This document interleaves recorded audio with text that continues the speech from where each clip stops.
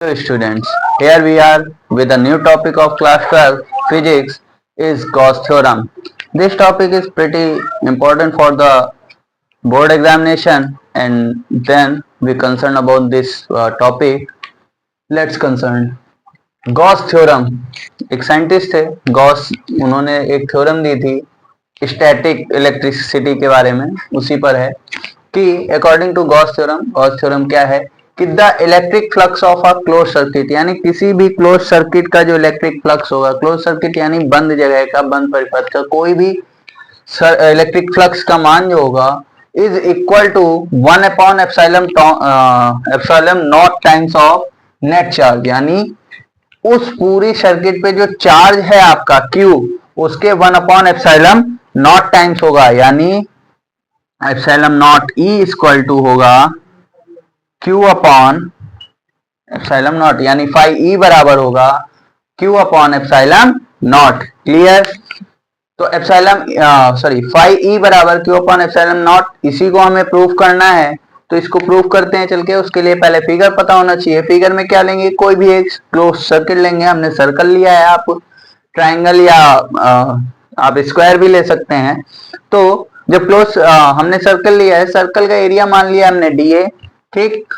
Mid point O है और इसके ऊपर जो चार्ज लग रहा है वो Q लग रहा है, ठीक है। P पॉइंट है और उससे इलेक्ट्रिक फ्लक्स निकल रहा है या इलेक्ट्रिक फील्ड उस पे है, intensity of electric field.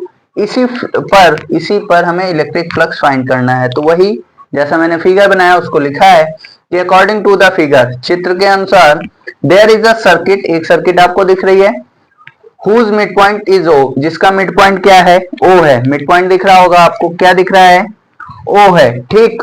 O से फिर कह रहा है चार्ज Q, O जो है O पर चार्ज कितना है दिख रहा है, Q है, ठीक।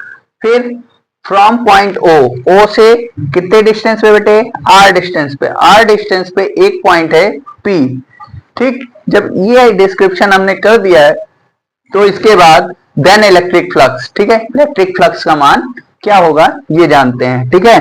तो जब इलेक्ट्रिक फ्लक्स होगा देन वी लिखेंगे कि वी नो दैट, हमें पता है, ठीक है। क्या पता है भाई हमें, देखते हैं चल के। तो हमें ये पता है कि फाई E इक्वल टू जो होता है फॉर्मूला, वो होता है E DA cos थीटा और इसके पूरे का इंटीग्रेशन, ठीक।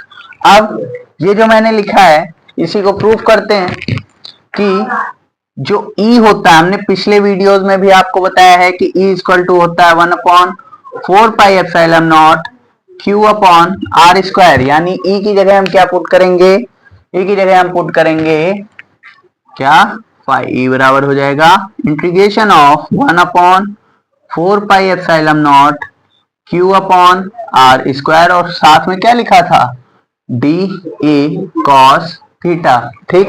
अब ये कांस्टेंट है आपका और ये कांस्टेंट है, इसको आप बाहर ले लेंगे, ठीक है। तो हो जाएगा Q upon 4πε0 integration of DA cos theta upon R square. Clear? अब नीचे आते हैं, फिर क्या होगा, बिकॉज क्या है बेटे, इसकी जगह पे क्या लिखते हैं, DA cos theta upon R square जो होता है वो होता है D ओमेगा। क्या होता है भैया, D ओमेगा होता है, ठीक। तो इसी को आगे करते हैं हम, क्या हो जाएगा आगे कि Q अपॉन 4πε0 इंटीग्रेशन ऑफ हो जाएगा D ओमेगा, ठीक। क्या हो जाएगा, D ओमेगा। फिर इसके बाद जब हम मैथमेटिकल प्रूफ करते हैं तो मैथमेटिकल प्रूफ करने पे हमें पता चलेगा कि इंटीग्रेशन ऑफ D ओमेगा जो होता है इसकी वैल्यू होती है 4π। अगर आपको ये टॉपिक नहीं समझ में आएगा तो हम इस पर एक नई वीडियो आपको बना कर देंगे, ये आप हमें कमेंट पर डिस्क्राइब करेंगे कि आया या नहीं आया। फिलहाल 4π इसकी जगह पे पुट कर देंगे D ओमेगा की जगह पे, तो हो जाएगा आपका Q अपॉन 4πε0 इंटू 4π, ठीक। ये आपका आएगा। अब देखिए 4π से 4π कैंसिल हो रहा है, कैंसिल कर दिया तो क्या फाइनल आपका फॉर्मूला निकलेगा, फाइनल फॉर्मूला वही निकलेगा जो हमें प्रूव करना था, क्या, phi E equal to Q upon epsilon not.